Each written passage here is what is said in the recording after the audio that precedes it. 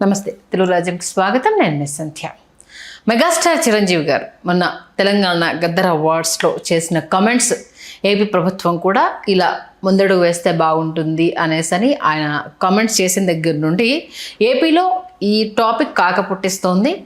ఆయనను టార్గెట్గా చేస్తూ చాలామంది అవాక్కులు చెవాక్కులు పేలుతున్నారు. ఈ నేపథ్యంలో ఆయన అమ్మాయిని ఎంత స్ట్రాంగ్గా కౌంటర్ ఇస్తున్నా ఆయన చెప్పింది అర్థం చేసుకోకుండా ఎందుకు ఇంత అర్థాంతం చేస్తున్నారు అంటూ కూడా తమ వాదన వినిపించే ప్రయత్నం చేస్తున్నారు.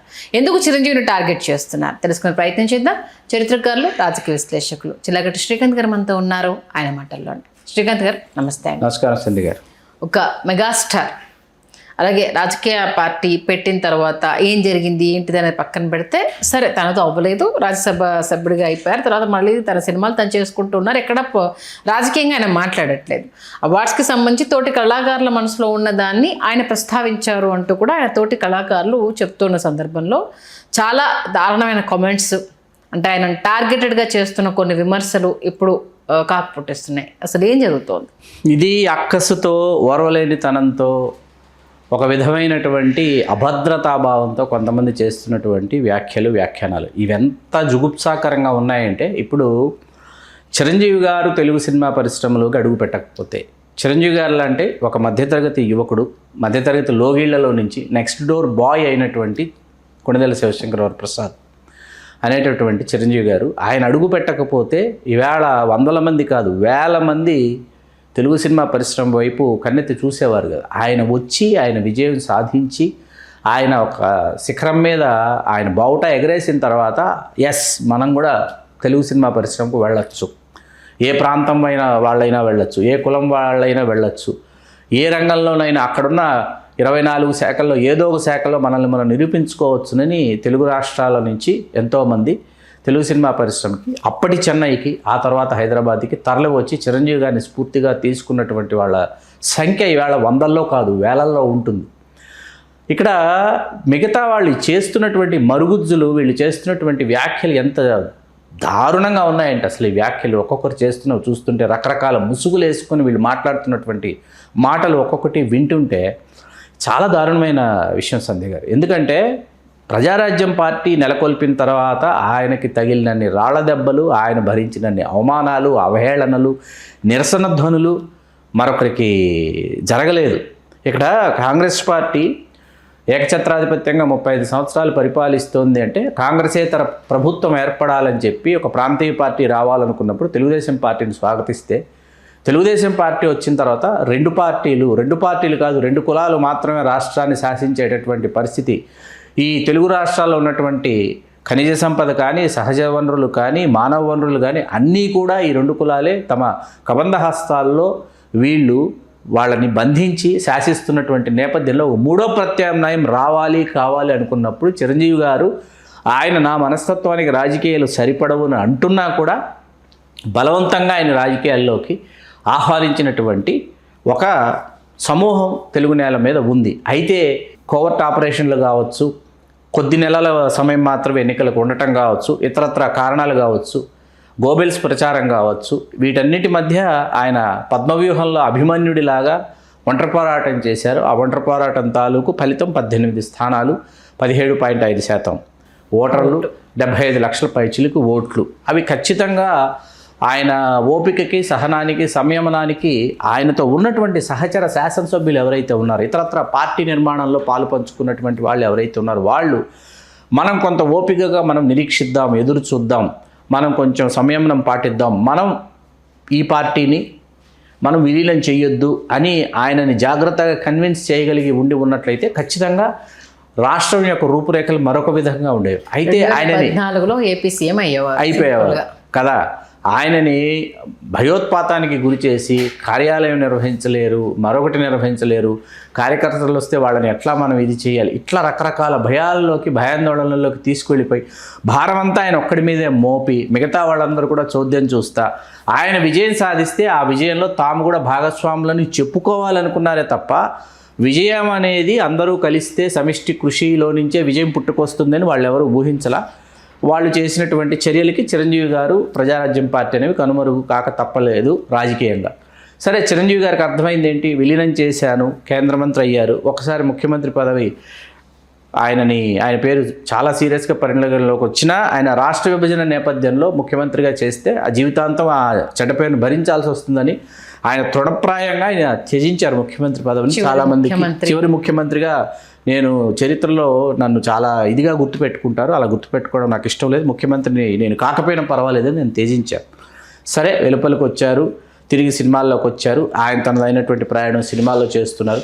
భాజపా నుంచి చెప్పుకోదగ్గ స్థాయిలో ఆయనకి అవకాశాలు రాజకీయంగా వచ్చినా ఏది కోరితే అది ఇస్తాం, రాజ్యసభ మరొకమారు ఇస్తాం, మరొకమారు రాజ్యసభ సభ్యులే కేంద్ర మంత్రి అవుతారా, లేకపోతే ఏదైనా రాష్ట్రానికి గవర్నర్గా వెళతారా, ఇట్లా ఏవేవో ఆఫర్లు వచ్చినా కూడా ఆయన సున్నితంగా తిరస్కరించి రాజకీయాలకు సంబంధించి నా తమ్ముడు పవన్ కళ్యాణ్ గారు చూసుకుంటున్నారు కాబట్టి ప్రజారాజ్యం పార్టీ జనసేనగా రూపాంతరం చెందిందనే మాట చిరంజీవి గారు వాడి ఆయన పాటికి ఆయన సినిమాలు చేసుకుంటూ ఆయన చేసినటువంటి వ్యాఖ్యలు ఏంటి, ఆ వ్యాఖ్యానాలు ఏంటి, వీళ్ళు ఏమైనా విన్నారా సరిగ్గా?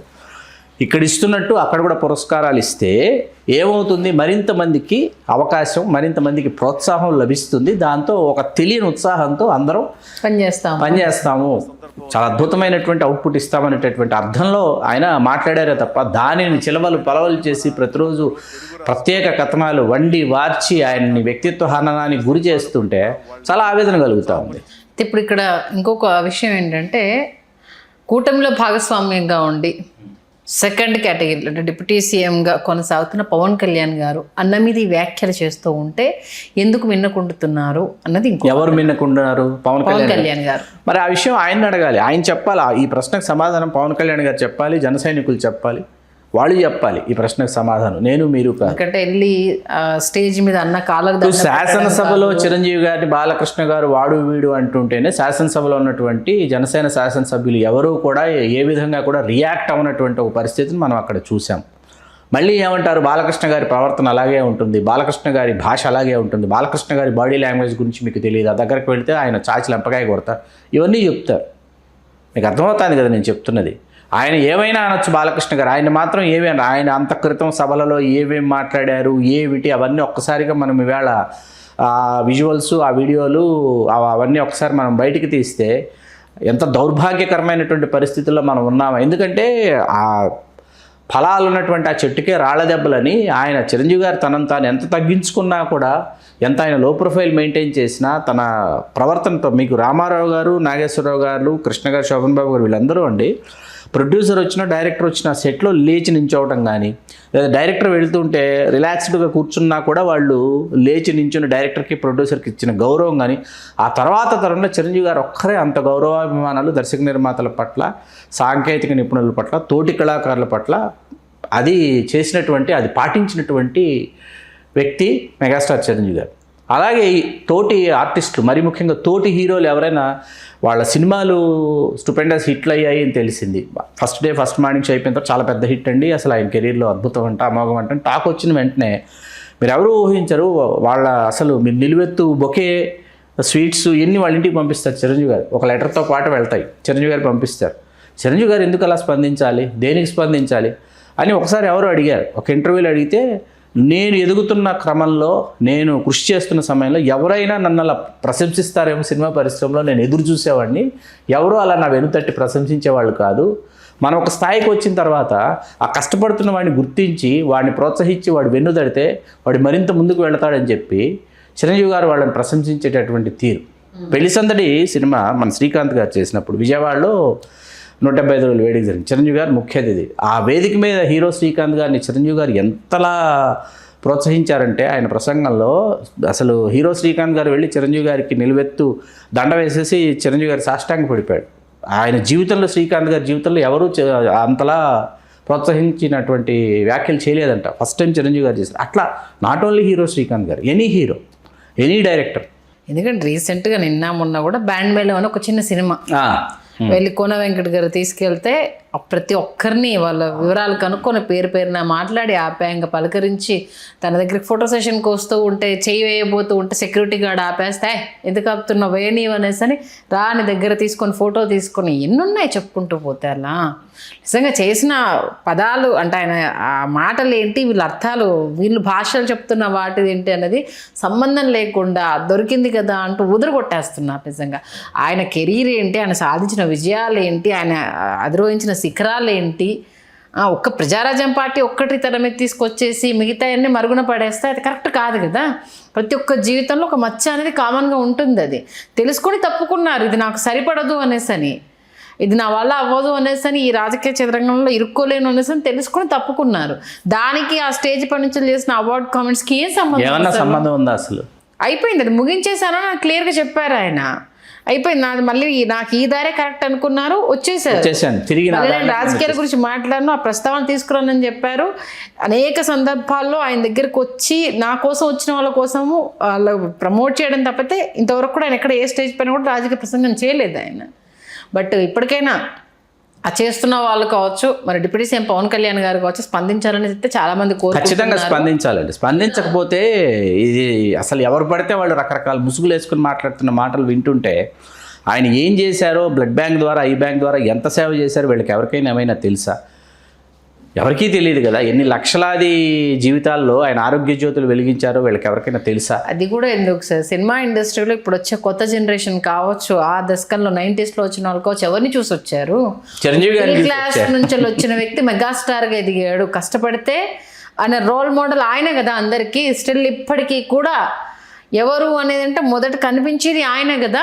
ఈవేళ ఆయన్ని చూసిన అభిమానులు ఏ శేఖర్ మాస్టర్ కావచ్చు, జానీ మాస్టర్ కావచ్చు, మొన్న సందీప్ జ్యోతిరాజ్ కావచ్చు, వాళ్ళందరూ ఆయన్ని చూస్తూ చిన్నపిల్లలుగా పెరిగినటువంటి వాళ్ళు ఈవేళ కొరియోగ్రాఫర్లే ఆయన సినిమాలకు వెళ్ళి వాళ్ళ ప్రతిభను గుర్తించి చిరంజీవి గారు వాళ్ళకి అవకాశం ఇస్తే వాళ్ళందరూ కొరియోగ్రాఫ్ చేస్తున్నటువంటి విషయం మనకు తెలుసు, కళ్ళ ముందు కనిపిస్తుంది. అవార్డు వచ్చిన రోజు ఇద్దరు మొగుడు పిల్లలు వదిలేసి చిరంజీవి గారు కాళ్ళు మొక్కారంటే అది అభిమానం కదా, అది కదా ప్రోత్సాహం అంటే. బట్ చూద్దాం, మీరు అన్నట్టుగా దీని సమస్య చెక్ పెట్టకపోతే even deputy CM Pawan Kalyan గారికి అపవాదు వచ్చే అవకాశం ఉంటుంది కాబట్టి స్పందిస్తారో లేదో అనేది మంచి విశ్లేషణ అందించారు. ధన్యవాదాలు సందీప్. హలో, తెలుగు రాజ్యం ఛానల్ చూస్తున్నారా? సామాజిక రాజకీయ జీవన చిత్రణే తెలుగు రాజ్యం. అతిశయోక్తులు అసత్యాలు ఉండవు. రాజకీయ కోణం కాదు, ప్రజా కోణమే కొలబద్ద. తెలుగు రాజ్యం వీక్షణ మీ ఉత్తమ అభిరుచికి నిదర్శనం.